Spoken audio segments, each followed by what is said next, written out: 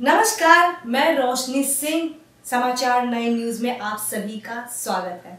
आइए देखते हैं आज की कुछ खास खबरें।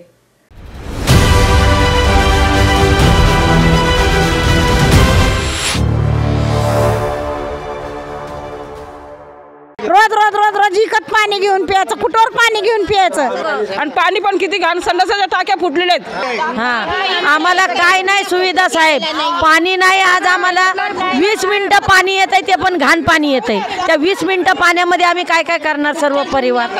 पाणी नाही, आमच्या लाद्या घरच्या तुटत असे आम्हाला घर दिलं। वरतून 12 माळा घर भेटलं तर वरतून पाणी घरात पडतंय। 8 वर्ष झालं आमच्या तर कोणी रिपेअरिंग नाही केले। इथं पब्लिक येणार आहे, त्यासाठी रिपेअरिंग करून दिले त्या लोकांनी। मग शिंदे सरकार इथं आलं तर तुम्ही दबाव टाकून घ्या। केंद्रात तुमची सरकार आहे, राज्यात तुमची सरकार आहे, तर हे काम होणार कधी? नमस्कार, मैं हूं मुरारी पांडे। आप सभी का समाचार 9 न्यूज़ पर स्वागत। हम इस वक्त मौजूद है मुंबई के कुर्ला पश्चिम प्रीमियर कंपनी में SDIL द्वारा बनाई गई इमारत में इस वक्त हम मौजूद है, जहां पर अभी आपने कैमरे के जरिए से 17.5 करोड़ रुपए जो एक इमारत के रिपेयरिंग के नाम पर खर्च किए गए MMRDA के द्वारा, उन सभी विषयों पर प्रेस कॉन्फ्रेंस के जरिए से हजरत पठान ने अपनी प्रतिक्रिया हम लोग को दी। और उसी कड़ी में हम जानने की कोशिश करते कि उन 17.5 करोड़ रुपए खर्च करके लोगों को कौन सी सुविधा दी गई है। जानते हैं यहाँ के जो रहिवासी है उनसे क्या क्या समस्या आहे? आमच्या इथं पाण्याची समस्या आहे। घर आमची चांगली नाही, लाद्या सर्व आमच्या तुटलेले आहेत। आम्ही काय करायचं? आमच्याकडे नोकरी बिक्री आहे तर आम्ही काय खर्च करू 2 पैसे करून? रात्री पाण्याचा टाइम टेबल नाही, आलं तर अर्धा तास 15 मिनिटं पाणी येतं, काय भरायचं? आणि पाणी पण किती घाण, संडासाच्या टाक्या फुटलेल्या आहेत। या 7 वर्षामध्ये 3दा ह्या बिल्डिंगला आग लागली, तरी आम्हाला कोण वाचवायला काय आलं नाही। सगळं जे हात उचलून घेतात जे ते आहेत, आमच्या आया बहिणी पाणी नसल्यामुळं त्या बाजूच्या बिल्डिंगला जाऊन त्या टाक्यावर जाऊन पाणी भरतात। तर आम्हाला पाण्याची सोय नाही, पाणी प्यायला लागलं तर लोक बिमार पडतात। पाणी बी पुरं घाण येतं आमच्या लोकांना। आता 17.5 कोटी रुपये खर्च केले MMRD ने तुमच्या इमारतीच्या रिपेअरिंगसाठी। अहो काहीच आमचे घरं येऊन बघा तुम्ही। आम्ही कर्ज काढून आम्ही आमच्या घराच्या लाईटा घेतलेल्या आहेत। आमच्या 2 महिने लाईटा बंद होत्या, आम्हाला कोण लाईट देत नव्हतं। 3 महिने आम्ही कर्ज काढू आमच्या घरातल्या लाईटा बनवून घेतल्या सर। काय ते नसीम साहेब आलते, त्यांनी आम्हाला काय वायरिंग बिरिंग काही दिली वाटते थोडीफार। नंतर त्यांच्यानंतर कोण आलं नाही, विचारलं दिलीप लांडे मामा आले ना, कोण आले, काय तुमचं चालू आहे, कोण खाली वोटिंगच्या टाईमी आमच्या इथे येतात, आम्ही तुमच्या आहेत करून। नाही तर कोण नसीम खान आलते, त्यांनी दिला आम्हाला वायरिंग दिली, त्यांनी केली, सहकार्य केलं आम्हाला। बाकी कोणच विचारा येत नाही। तर आग बी लागली तरी कोण विचारा येत नाही। तर जे पुढचे राहणारे असतात त्यांनी सोच सांभाळून राहायचं। 9 महिने झालं आम्ही तिकडे टाकीवरती जातो, लेडीज आंघोळ्या पांघोळ्या करायला उघड्यावरती बिल्डिंगी देऊन 17 कोटी रुपये खर्च केला MMRD। आता ते काय दुरुस्ती आहे, काही दुरुस्ती त्याच्या माध्यमातून जानकारी भेटलेली आहे। हा, आम्हाला काय नाही सुविधा साहेब, पाणी नाही। आज आम्हाला 20 मिनिटं पाणी येतंय, ते पण घाण पाणी येतंय। त्या 20 मिनिटं पाण्यामध्ये आम्ही काय काय करणार सर्व परिवार?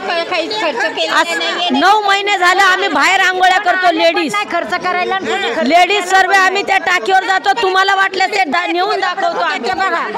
नव्या लेडीज बाया किती कपडे धुतात, कुणाला पाणी नाही भेटत, अर्धा तास भेटते। रोज विकत पाणी घेऊन प्यायचं, कुठवर पाणी घेऊन प्यायचं?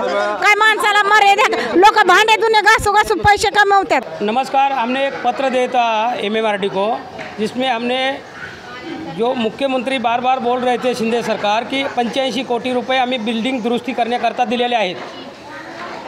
MMRDचं म्हणणं असं आहे की आमच्याकडं 17 कोटी 24 लाख रुपये जे खर्च झाला आहे, त्यात आम्ही 127 लोकांचं पुनर्वसन क्रांतीनगरचं केलेलं आहे। बिल्डिंग नंबर 7, विंग नंबर 2, 4 या इमारतीमध्ये यांना घरं देण्यात आली होती। त्याचा खर्च MMRDनं जावला आहे 17 कोटी 24 लाख 58,600 रुपये खर्च दावण्यात आलेला आहे। तर बिल्डिंगीचं आणखीन त्या लोकांचं 127 लोकांना जर एवढा खर्च झाला असेल, तर पुढील 513 लोकांची लाटरी उचलून ठेवलेली क्रांतीनगरची, त्या लोकांनी घरं कधी भेटणार आणि त्यांचे बिल्डिंगचं रिपेअरिंग कधी होणार, त्याची संपूर्ण माहिती MMRD लपवते आहे।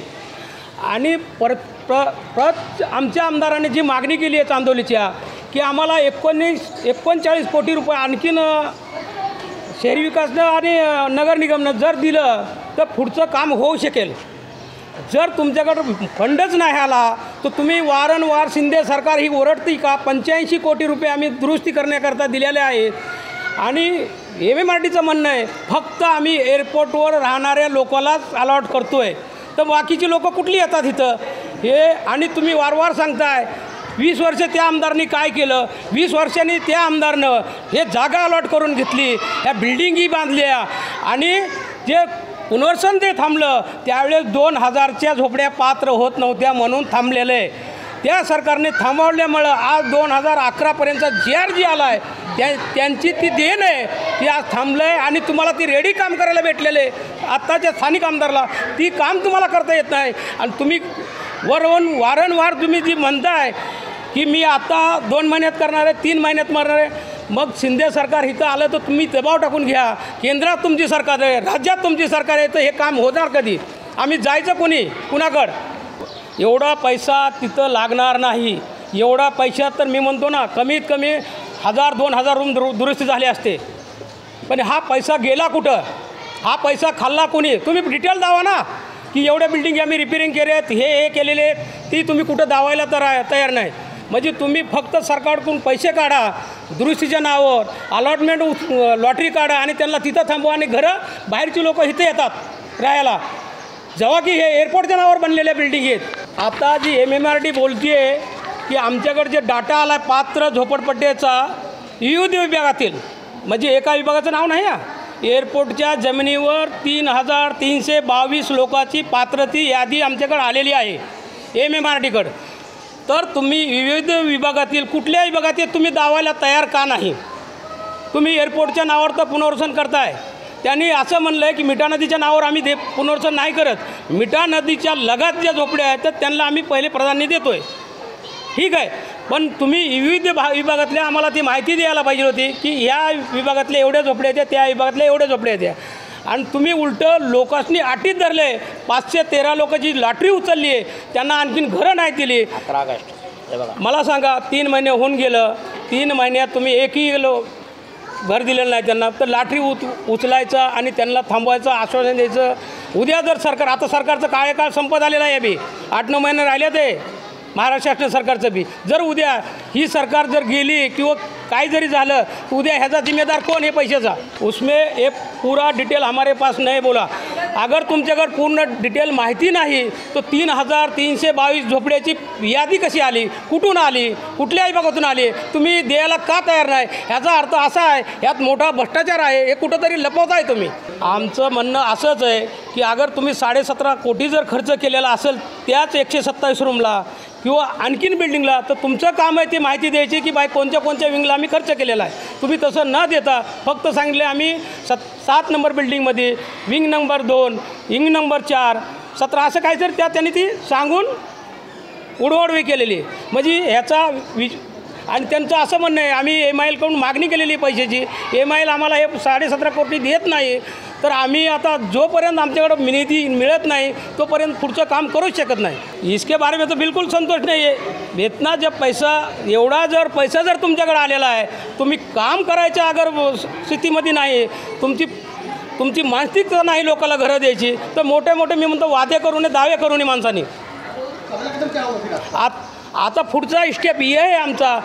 आम्हाला सांगितलं की पुढची माहिती जुनी बिल्डिंग आपला माळा नंबर 3 तिथं पत्र द्या, तिथून तुम्हाला पूर्ण सगळी माहिती भेटेल.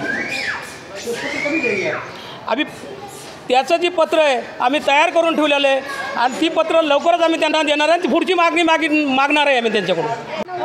आता इथल्या लोकांचं म्हणणं असं आहे की जी 17 कोटी 24 लाख रुपयाची खर्च केला आहे, जे आम्हाला घरं जी दिली आहे त्यात आणखीन पाणीसुद्धा व्यवस्थित नाही. गहाण पाणी येतं आहे आणि तिथं पाण्याची समस्या आहे. आणि त्यांचं म्हणणं असं आहे की MMRDची दावं करते मोठं की दुरुस्ती करून दिल्या, त्यात पाण्याची व्यवस्था बरोबर नाही, लाईटची व्यवस्था नाही, तुटला फुटल्याला ते बघितलं तुम्ही रिपेअरिंग कसं केलेलं आहे. त्याला मी म्हणतो 1 लाख रुपये सुद्धा नाही लागणार ते एका रूमाला. पाणी नाही आमच्या लात्या घरच्या तुटत असे आम्हाला घर दिलं. वरतून 12 माळा घर भेटलं तर वरतून पाणी घरात पडतंय. सर्व लिकेज आहे आम्हाला. ते आमची झोपडपट्टी आम्हाला परवडली होती. कौन सी बिल्डिंग में रहती है? ये पूरा 7 नंबर की बिल्डिंग वही है.